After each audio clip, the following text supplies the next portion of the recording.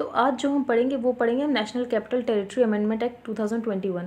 तो उससे पहले हम ये जान लेते हैं कि दिल्ली को आखिरकार लेजिस्लेटिव असेंबली मिली कब थी, उसे ये स्पेशल स्टेटस कब दिया गया था और कब से इसे एनसीटी के नाम से जाना जाता है।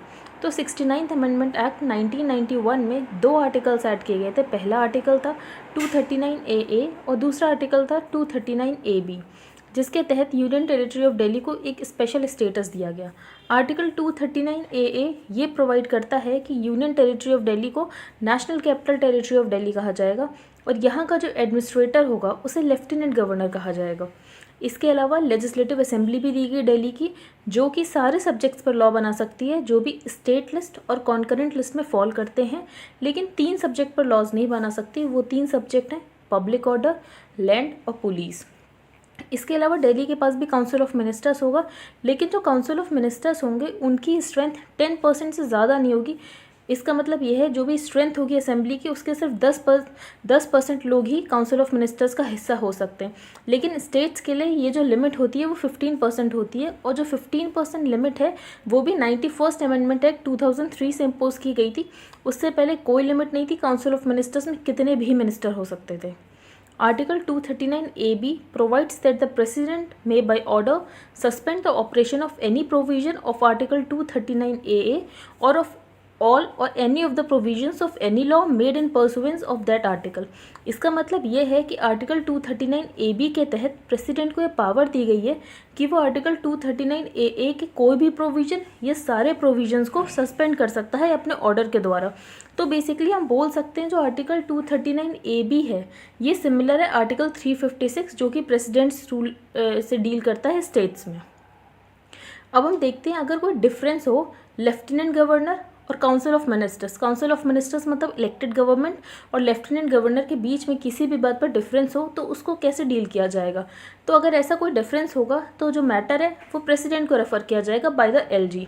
और इस बीच में अगर कोई ऐसा मैटर है जिसमें इमीडिएट एक्शन की ज़रूरत है और प्रेसिडेंट ने अभी तक कोई डिसीजन नहीं दिया है तो एलजी को जो सही लगे वो वैसा कर सकता है।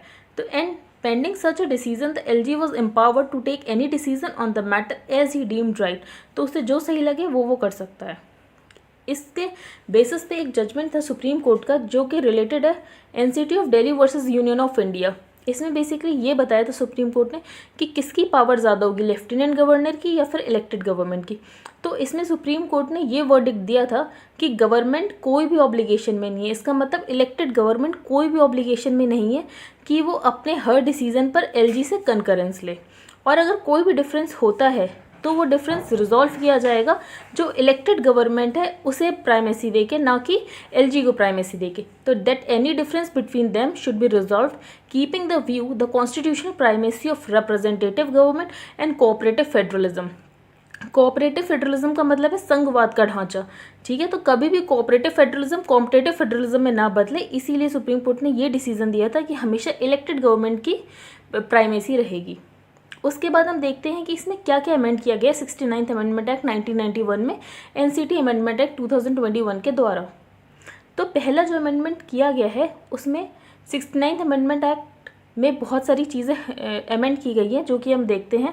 अब जो गवर्नमेंट टर्म है, अगर बोला जाएगा कि दिल्ली की गवर्नमेंट, तो उसका क्या मतलब हो, उसका मतलब होगा लेफ्टिनेंट गवर्नर, और ना ही इसका ये मतलब होगा कि इलेक्टेड गवर्नमेंट। तो हम इसको बोल सकते हैं कि एक पावर विदाउट रिस्पॉन्सिबिलिटी एग्जाम्पल हो सकता है। इसको इस तरीके से क्रिटिसाइज किया जाता है कि पावर विदाउट रिस्पॉन्सिबिलिटी को रिप्रेजेंट कर रहा है।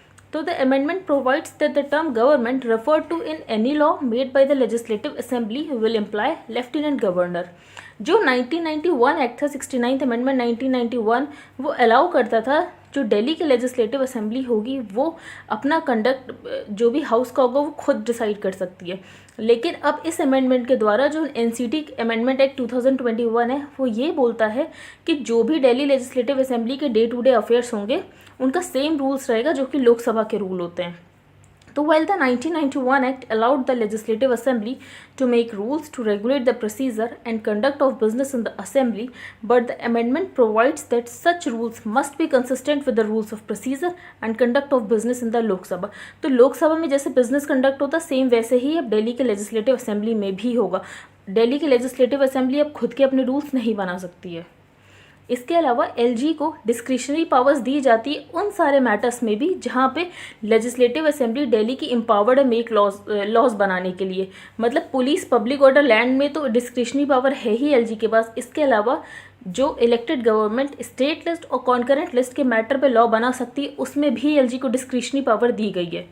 It seeks to ensure that the LG is necessarily granted an opportunity to give his or her opinion before any decision taken by the Council of Ministers। इसका ये मतलब है कि Council of Ministers ने अगर कोई डिसीजन लिया है उसके बाद भी LG अपना ओपिनियन ग्रांट कर सकता है। और एलजी जो अपना ओपिनियन ग्रांट करेगा उसके लिए ज़रूरी नहीं है वो किसी पर्टिकुलर टाइम फ्रेम में ही करे, तो एलजी कभी भी अपना ओपिनियन ग्रांट कर सकता है। तो एलजी ऑब्लाइज्ड नहीं है अपना ओपिनियन किसी पर्टिकुलर टाइम फ्रेम में देने के लिए। तो इससे इस बात में क्रिटिसाइज़ किया जा सकता है कि अब टाइमली इम्प्लीमेंटेशन ऑफ डिसीजंस पर दिक्कत होगी क्योंकि एलजी ऑब्लाइज नहीं है टाइम फ्रेम में काम करने के लिए। आई थिंक आपको ये वीडियो पसंद आई होगी। अगर आपको वीडियो पसंद आई है तो please like the video, share and subscribe. Thank you and have a nice day.